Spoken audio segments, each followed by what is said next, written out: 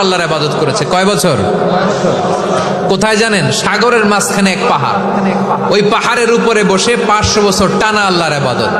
দিনে আর রাতে একবার করে নিচে নামতেন।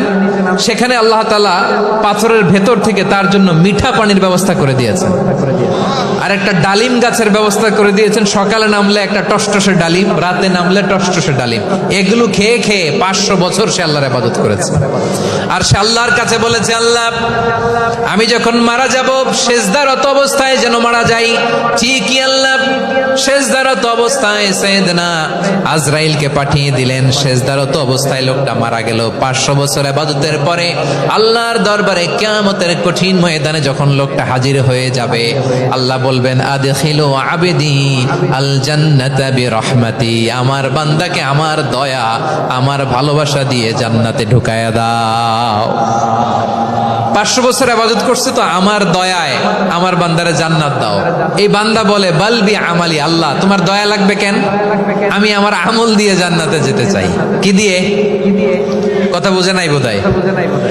আল্লাহর এই বান্দা কি দিয়ে জান্নাতে ঢুকতে চায়? আমল দিয়ে। আল্লাহ বলছে, আমার দয়ায় আমার বান্দারা জান্নাতে নিয়ে যাও ফেরেশতারা। এ বলে, আল্লাহ তোমার দয়া লাগবে কেন? সেজদা তো কম দেই নাই, জিকির করতে করতে 500 বছর শেষ করে দিলাম, আবার তোমার দয়া লাগবে?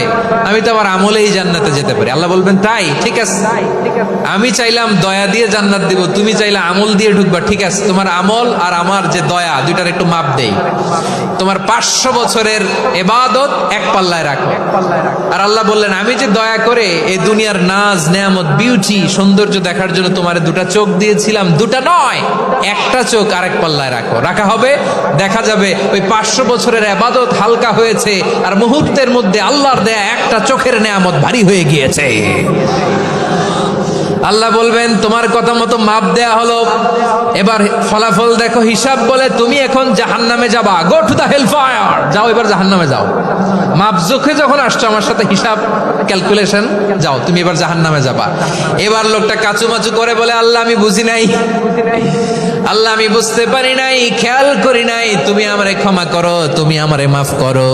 ও আল্লাহ, এবার আমি টের পেয়েছি, এবার আমি বুঝতে পেরেছি, তোমার দয়া ছাড়া দুনিয়ায় কেউ জান্নাতে যেতে পারবে না, কেউ পারবে না।